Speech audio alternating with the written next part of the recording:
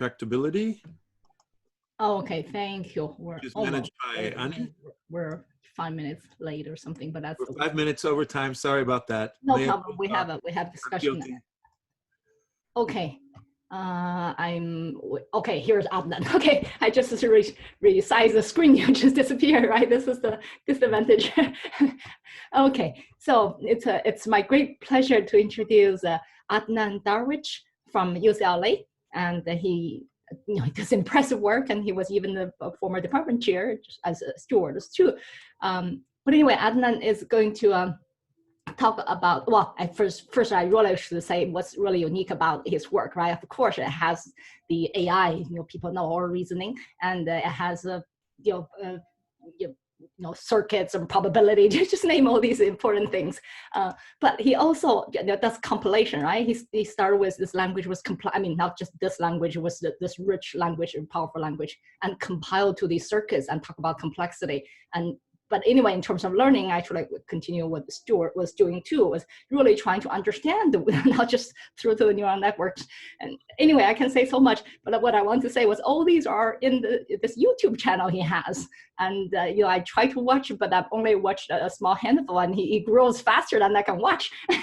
So I'm so impressed. So we have this opportunity, right, to see him in person and ask questions. But anyway, his official talk title is, where did it go? I just moved the screen. Gosh, just a second, get rid of this. Okay. Tractable Boolean circuits, applications and compilation algorithms. Please, Adnan. Let me share the screen first and make sure you guys are seeing it. So can you see my slides? Yes. Very good, excellent. Thank you, Annie. And yes, I'll be talking about tractable Boolean circuits. So let me give you the big picture first. And the idea is there's so many problems in AI and computer science more broadly. And I'll be talking about some of these problems from probabilistic reasoning, machine learning, explainable AI that can all be reduced in a practical way to questions about Boolean formula. But these problems are hard, and in fact, they belong to complexity classes beyond NP, as we will see. But the main insight is that if the Boolean formula is represented in the form of what we call a tractable circuit, that is just a Boolean circuit with some properties, then these problems actually become easy on the circuit. In fact, typically they can be solved in linear time on these circuits through a single pass through them.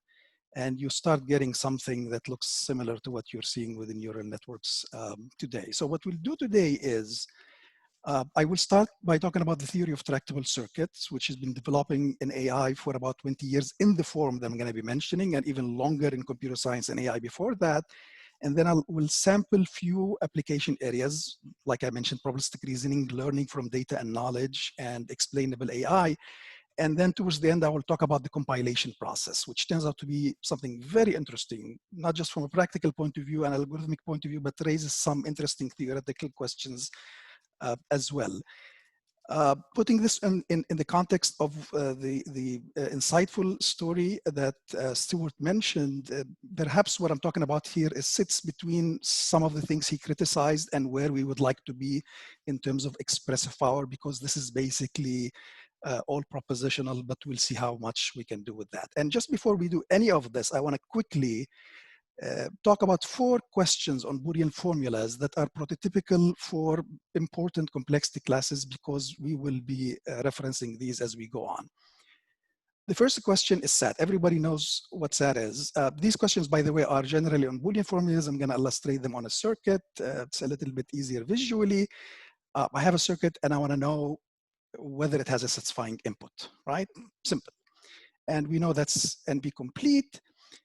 The next question, which is, I want to know if the majority of circuit inputs are satisfying. And that ends up being called MASH-SAT, and it is actually complete for the class PP. Now you're in the business of doing probabilistic reasoning if you know how to answer this question.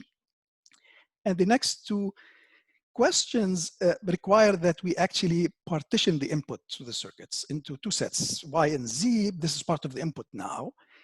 And the first question is there an instantiation of this input y under which the majority of inputs z are satisfying? And that is actually called emashsat, and it's now complete for the class np to the pp.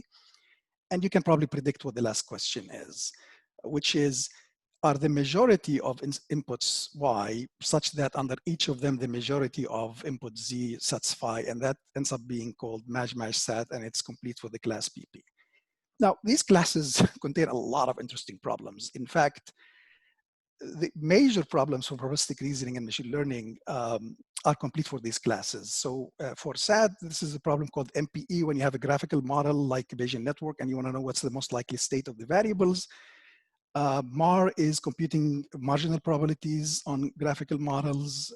MAP is another state estimation, but over a subset. And the last class actually allows you to do expectations. All right. So, and we actually have reductions into these that are very practical, as you will see. So let me just make one more note before we get into our main agenda.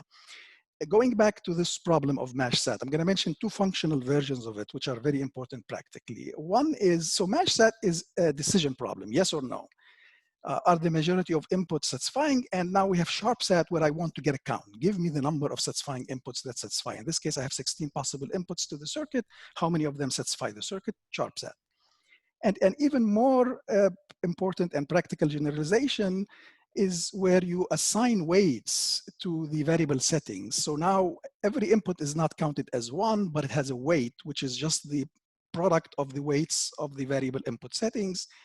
And then you start saying, I want the weighted count of those inputs that satisfy the formula. That's known as weighted model counting, and we'll make references to these. Okay, so here's the agenda. We will start by talking about the theory of tractable circuits. And you'll see that's a very nice and very systematic, elegant theory. And I will expose you there to a few circuit types. And you'll see that each one of them, we obtain it by adding more conditions or properties on the previous one. And then we'll sample a few applications. And then we'll talk about knowledge compilers. I'm going to be glossing over some of the things that we're going to mention because of the limitation of time. Annie mentioned our YouTube channel. And I'm going to be deferring you to this for details on some of the topics if you're interested. And particularly this tutorial that's now featured, which I gave earlier in the summer at PODS. And there is an associated paper with all kind of references to the techniques that I'm going to be talking about today. So let's get started. Tractable circuits. Everything that has been done pretty much on this subject over the last 2 decades in AI, and even before that in theory, is based on a particular type of circuits called negation normal form circuits. And these are simply circuits where you start with inputs and perhaps negate them, and then you have layers of ands and ors after that. So 3 types of gates, but negations can only appear next to inputs. That's not interesting, but everything we're going to talk about, we're going to be a subset of this by imposing properties on it. And the story in the next few slides is we add a property to this, and then suddenly a problem that is hard becomes easy if we're able to enforce that property on the circuit. And let's start with the very first one. And that's called the property of decomposability. And then we end up getting circuits that are called d-DNNF. And that actually allows you to do SAT in linear time. And here it is, pretty simple. It's a property of AND gates. So if you look at any AND gate in the circuit and see what sub-circuits feed into it, they cannot overlap in terms of variables. So in this case, I have LK. In this case, I have PA. And that has to apply for every AND gate in the circuit. If you know how to enforce this property, if you know how to take a Boolean formula and compile it into a circuit that's decomposable, you got yourself NP. The next property, which we add on top of this, gives us a new type of circuits and then gives us the class PP.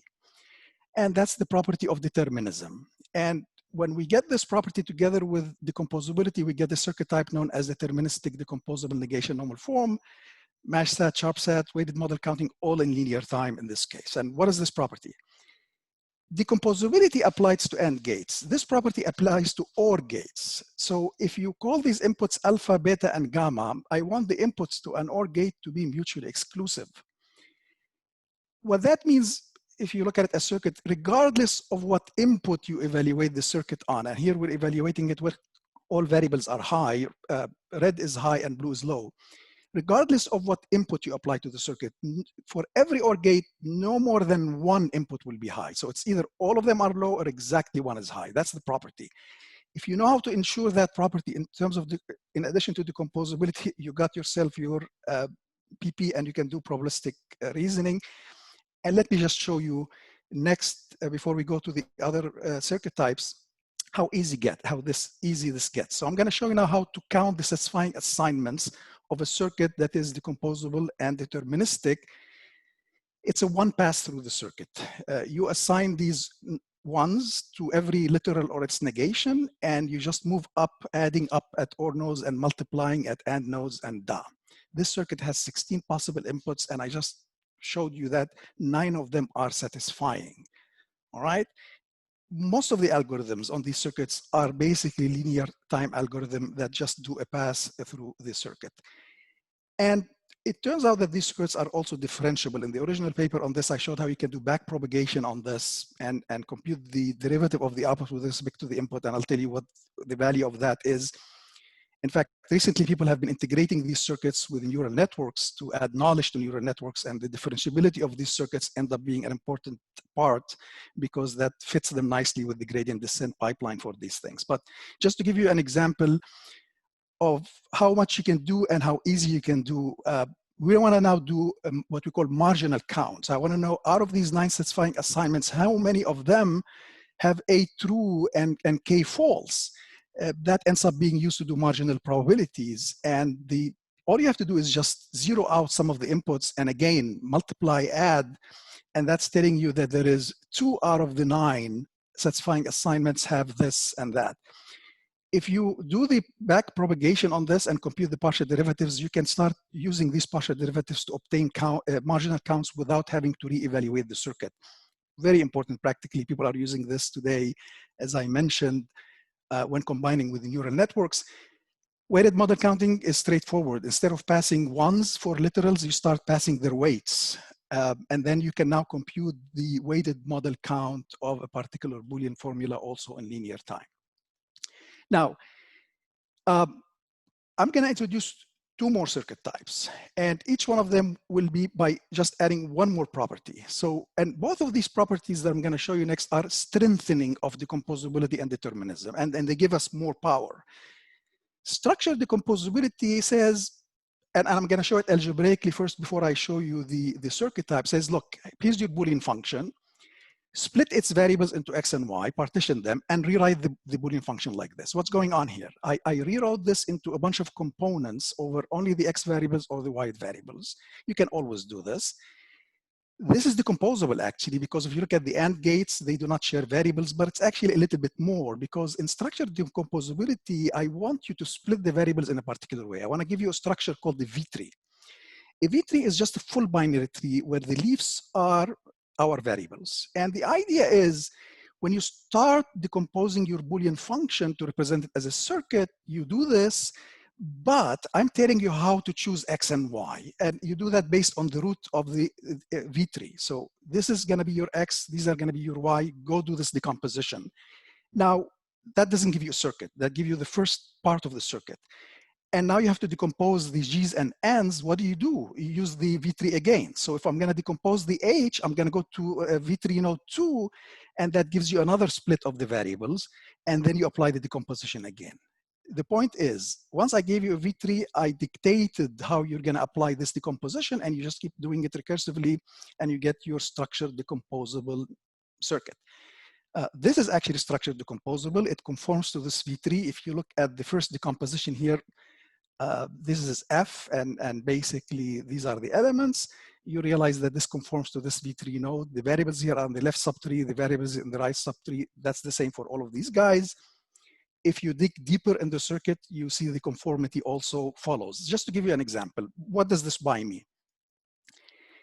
You cannot conjoin 2 d-DNNF circuits in polynomial time. So I give you 2 circuits and I say, give me their conjunction also as a d-DNNF. That's hard.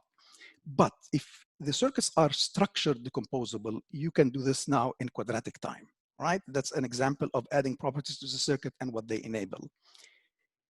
And now I'm going to get to the last major circuit type I'm going to mention, and actually perhaps the more influential in some applications today, And that's based on adding one more property to this structured circuits or structured decomposable circuits that I mentioned. The same exact thing, except now I want to enforce that these G components are mutually exclusive and exhaustive. So they represent a partition, all right?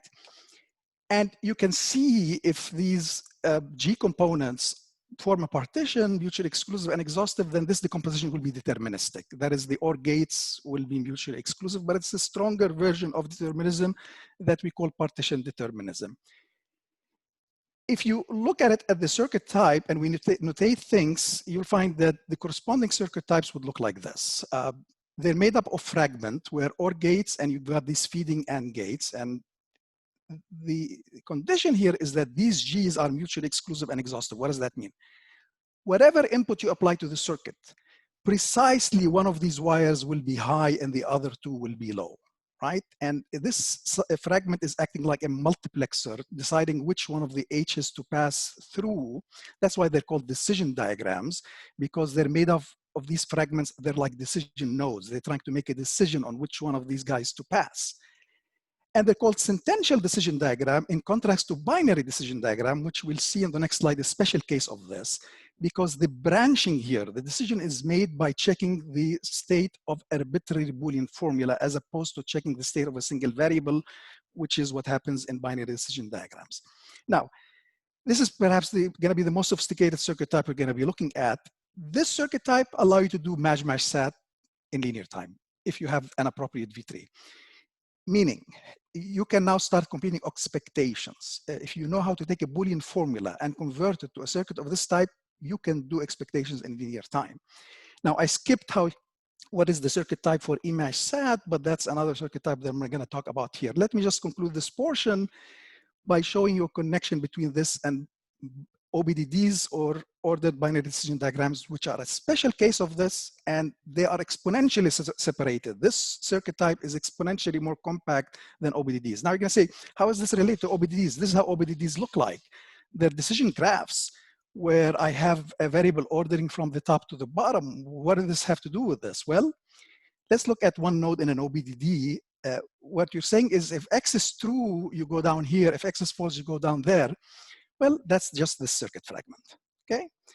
And I'm basically, if X is true, I pass this. If X is false, I pass that. In fact, if you construct an SDD using what we call a right linear V3, this is a V3 where for every internal load, the left child is always a single variable. The result is an OBDD because the XY or the partition determinism in that case end up reducing to what's known as Shannon expansion. This is a special case of what I call partition determinism. And you basically get this as a special case. And we know that they are exponentially separated, meaning the fact that you're branching on sentences as opposed to branching on variables give you exponential power in terms of size. Now, I'm going to finish this segment and basically to tell you that this line of work that I mentioned here is studied in AI under the term of knowledge compilation, and in particular knowledge compilation map. So what this area is concerned with is studying tractable circuits from three angles: their properties, then what becomes enabled when they have certain properties, and the third dimension is succinctness. What is the size of these circuits? And as you can imagine, as you add more properties, you get more computational power, but things get large. The very first knowledge compilation map paper that did a comprehensive study of this form is a couple of decades old, but there's been significant developments over the last two decades. Last year in France, there was a whole week workshop on the subject. And there was an updated tutorial on the knowledge compilation map and all of the recent results. In the POTS paper that I pointed to initially on my YouTube channel, you'll find all of the references for that. In particular, how do you get this tutorial, which is available online. Okay, so what I'm going to do in the second segment now is give you a sense of what you can do.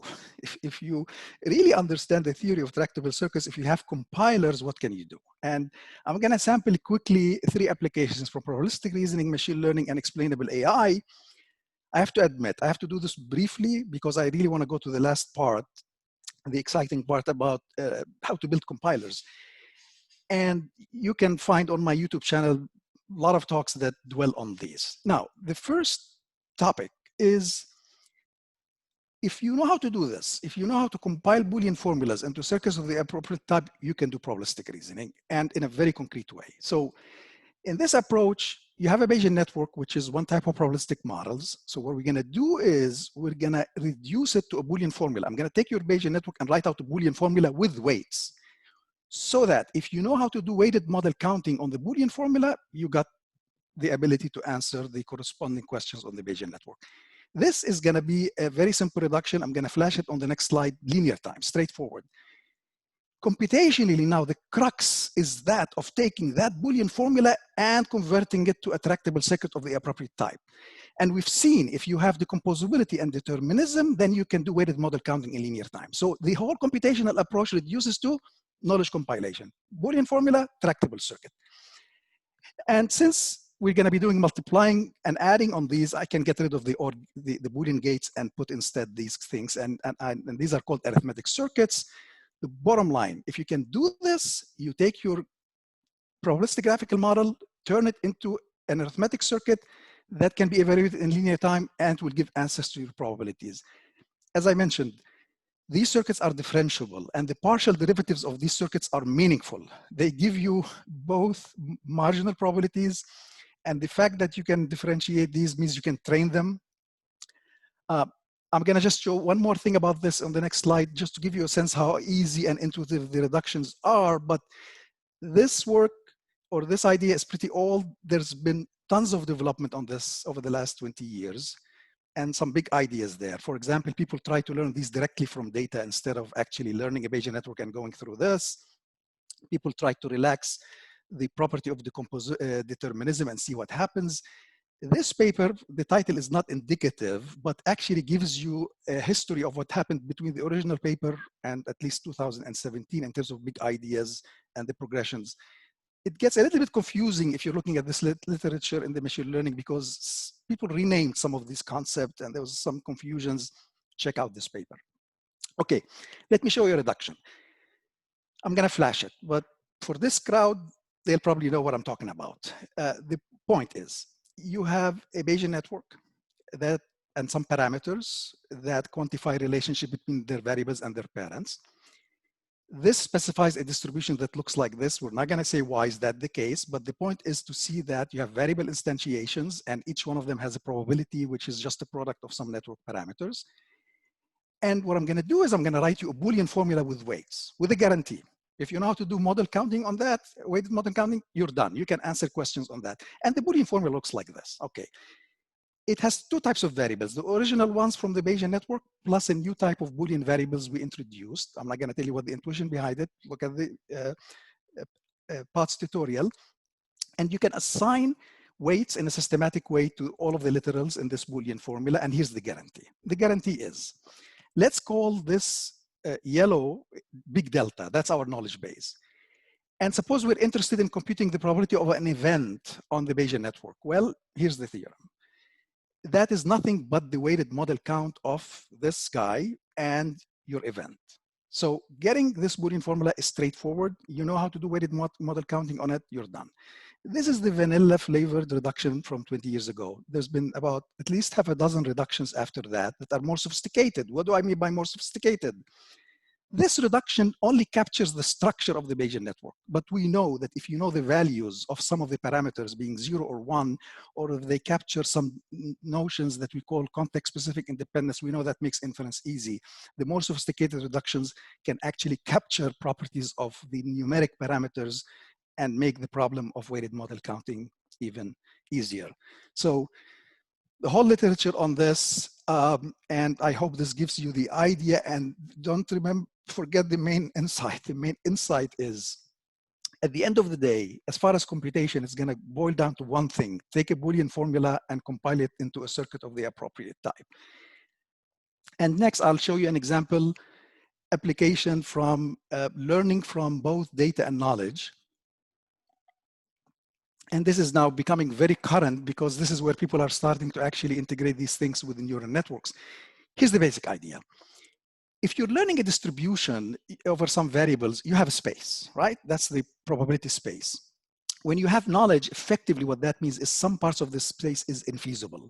So I'm really throwing out parts of the space. And then I want to learn distributions only over the feasible states of the world. And it turns out that if you capture your constraints as a tractable Boolean circuit, this problem of learning and inference after that with the learned distribution becomes very easy. And I'll give you an example next. And people have used this both in supervised and unsupervised context, but let's look at the unsupervised context. Here's the thing.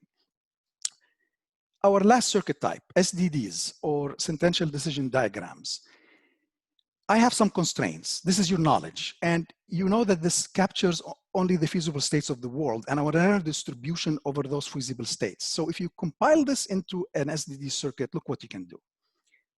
Now, this circuit captures the feasible states of the world, right? If you give it a state as input, if it generates a 1 that's feasible, 0 not feasible.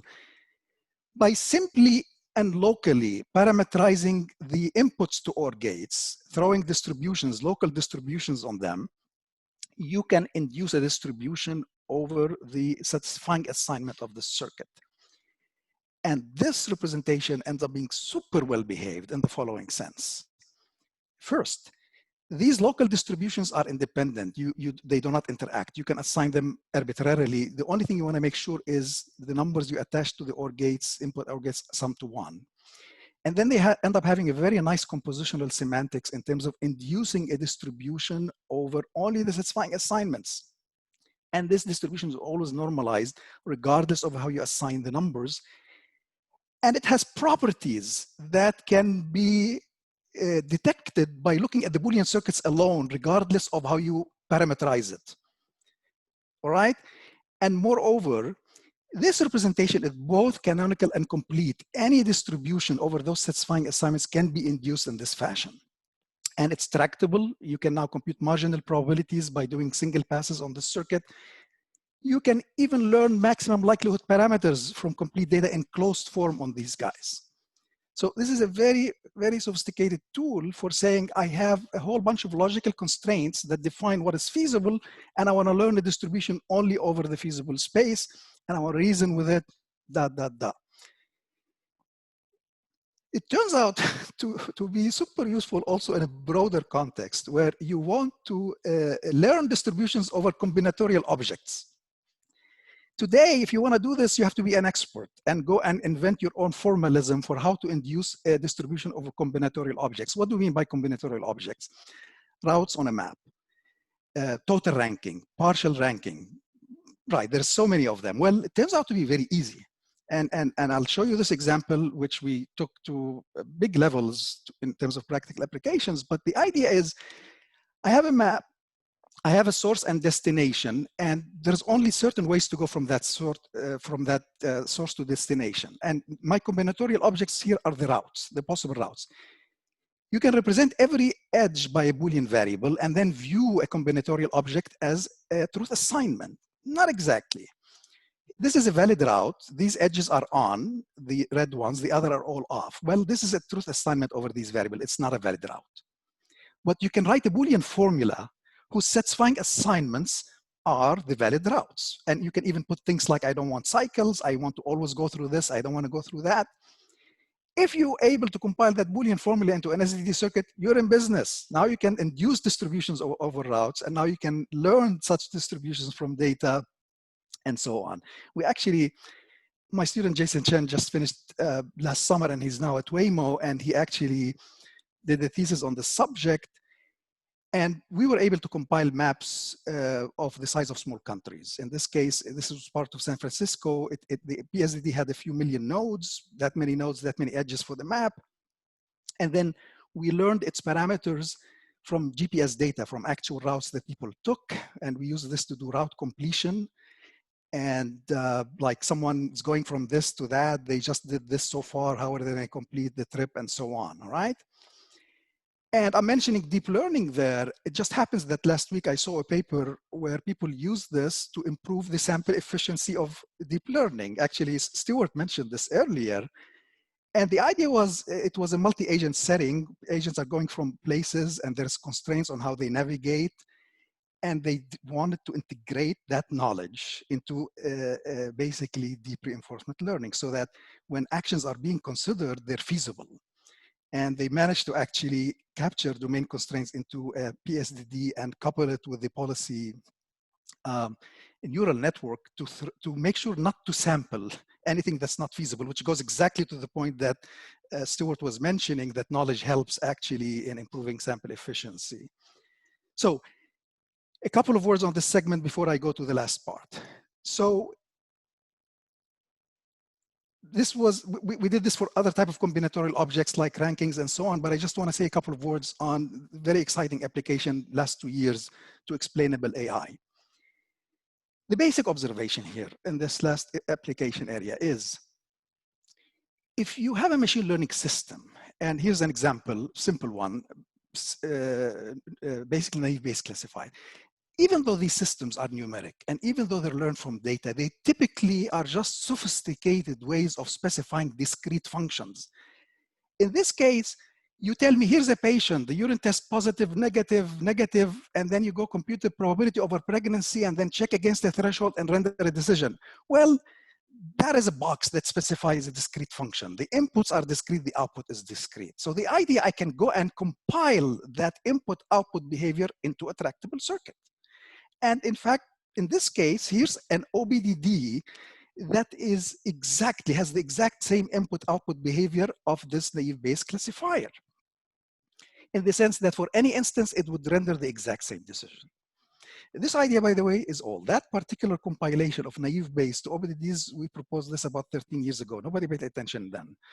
And now we're actually bringing to be able to reason about the behavior of machine learning systems. And when we did this, okay, what else can be compiled? What tractable circuits? It doesn't have to be an OBDD. What can we do with these things? Over the last 2 years, we've done quite a bit of that by generalizing the compilation to arbitrary Bayesian network classifiers. We do very restricted and baby steps on neural networks, but decision trees and random forests are actually relatively easier. And I'll just give you a sense of what you can do with these things once you have them. Just a sample. And you can go to the YouTube channel for talks. You can explain decisions. Because now you tell me, okay, I have a classifier. I gave it this instance, it made this decision. Numeric classifier, machine learning classifier. Why did it do that? And PI explanations find a minimal subset of the instance that is sufficient to trigger the decision. So if you may have 100 features, I pick, this will probably give you like 3 or 4 and say it's these 4 features of the instance. Keep these and change the others as you wish, the decision will not change. Bias. People talk about bias of classifiers. No, let's talk about bias of a particular decision made on a particular instance. And we define that to be, if you have some protected features, like in this case, this one, we will say that a decision on an instance is biased if and only if it can be different on another instance that disagrees with X only on protected features. That's a fine-grained notion of bias. The classifier may be biased, but not on that particular instance. It did not make a biased decision on that particular instance. That can be detected in linear time if your input-output behavior of the machine learning is compiled into the appropriate circuit. Okay, so I have about 10 more minutes, I think. I will go to the last part about compilation. Initially, I thought this was a 1-hour talk, and I wanted to say a lot more on this part, but it turned out to be 40 minutes. So the short story is this. And now we're getting to the part of how do I take a Boolean formula, compile it to a circuit of appropriate properties. There's 2 types of compilation algorithms, bottom-up and top-down. I'm going to talk about only top-down, which is more exciting theoretically and practically. But the short story is this will work for every Boolean formula. This will work only for CNF formulas because it really relies heavily on SAT-based techniques. The other major difference is space. This can have problematic space requirements. This is very modest. And the reason theoretically is, in these kind of compilers, if you want to compile a circuit for alpha and beta, you have to compile a circuit for alpha, and then you have to compile a circuit for beta before you compile a circuit for the combination. And sometimes the circuits for alpha and the circuits for beta are way larger than the circuit for the final result. So they can die because of that. This doesn't have that property. This has every subcircuit that's constructed during the compilation process as part of the final answer. All right? So let's talk about top-down compilations. And this story ends up being theoretically very interesting, beyond practically. And the idea is, there is a class of search algorithms known as exhaustive DPLL that people have developed. I think people probably know DPLL is the standard algorithm for solving SAT. There's an exhaustive version of this that people introduced to count the satisfying assignments. And what we showed is if you take these algorithms and keep a trace, and I'll tell you what keeping a trace means, then these traces end up being circuit compilations. So if you take exhaustive DPLL recorded trace, you get a circuit compiler. And then you say, wait a minute, compiler of what? You told us about different circuit types. Well, here's the thing. There are variants on exhaustive DPLL. And it turns out that each variant leaves a trace of a particular circuit type. And I'll show you very simple conceptually.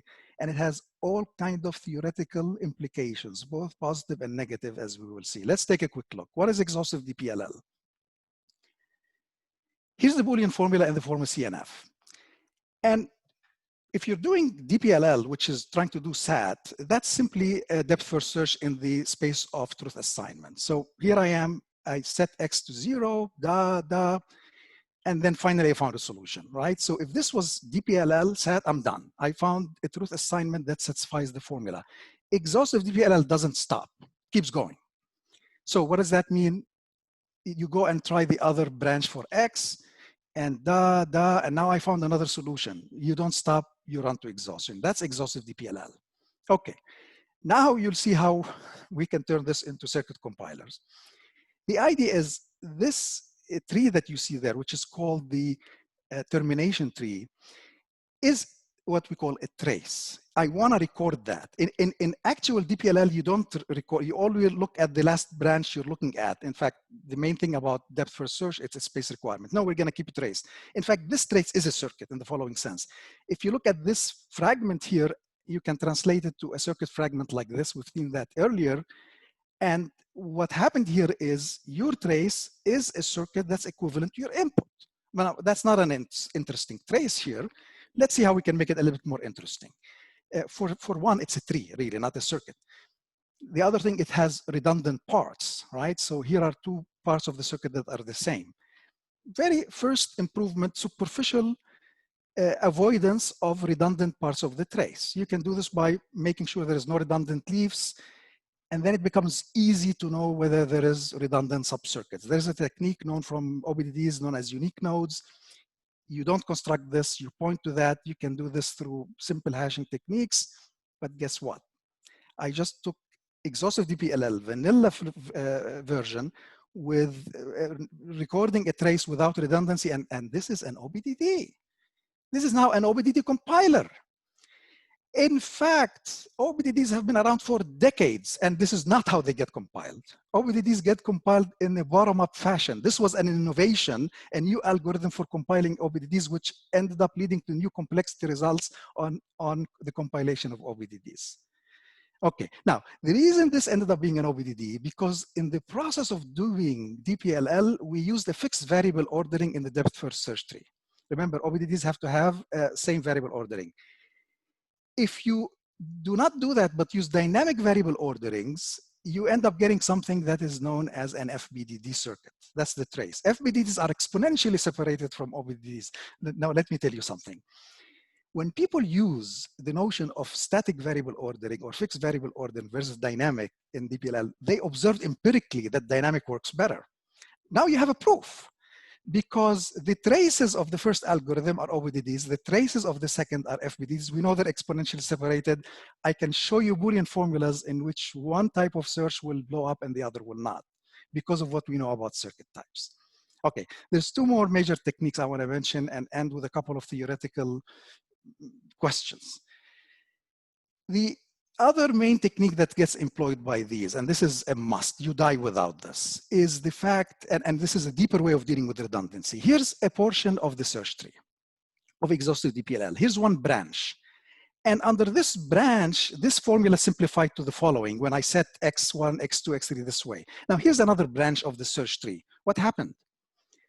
Even though there are different branches in the search tree, the residual formula is the same. What does that mean? That means if I finish this, that means I have compiled this into a circuit. When I'm going down, I'm gonna compile the same problem again. And you wanna avoid that. And the way this is done is by doing formula caching. We try to generate keys at every node in the search tree of the residual Boolean formula, put it in a cache and say, this is the compilation. And anytime I'm at a node like this, before I attempt to dive deeper, I will say, did I compile that subformula before? If yes, I'll just point to it. There's about half a dozen ways of doing this, but they're all still, unfortunately, syntactic. They worry about what is the most efficient way of generating keys for Boolean formulas by minimizing the number of bit vectors that are needed to capture the state. This is a major place to make progress where you can efficiently do more semantic tests of equivalence, because the current systems are solving a lot of the sub-problems many, many times without actually knowing this. So this is formula caching. I want to mention one more technique, which is also essential, because all of what we talked about is still in the realm of doing circuit compilations that are binary decision diagrams. The last thing I'm going to talk about is this notion of component analysis, an additional improvement on exhaustive DPLL. The idea is that if you set variables during search, the formula may disconnect and end up being part of independent components. And when that happens, you want to detect it and you want to spawn independent DPLL searches. If you do that, you elevate to another level of circuit types that are more succinct or exponentially smaller. And the idea is pretty simple. Here's a Boolean formula. I went ahead and set A to false. It's simplified to this. And those are two clauses, independent. They do not interact. I can compile them separately by spawning two independent DPLL searches, and then I conjoin the result. And if you do this, you start getting now a new type of traces that we know as, it is a subset of decomposable deterministic, or what's known as decision DNNFs. I didn't talk about the circuit type, but that ends up being the trace. All right, so you see what's going on here. Search algorithms, their traces are circuit types. And even though this is not how we started compilation, when we produced this result, a bunch of people who had model counters that used DPLL, exhaustive DPLL, they turned them into knowledge compilers this way. I'm going to end with two important theoretical limitations of this approach. Well, we already talked about this, a theoretical implication. This technique not only produces compilers, but it gives you a new way to prove lower bounds on the complexity of search algorithms and so on, because of what we know about circuit types. But two final slides before I end. This style of compilation will not produce general determinism. Any OR gate produced in a trace by exhaustive DPLL would look like this. I have an OR, something not X, something X. This is deterministic in the sense that the alpha and beta are mutually exclusive, but in a very trivial way, by being conflicting on a single variable. Now, this is a more general type of determinism. This is an OR gate. The two subcircuits are also mutually exclusive, but they do not conflict on any single variable. This is more powerful than that, or more compact.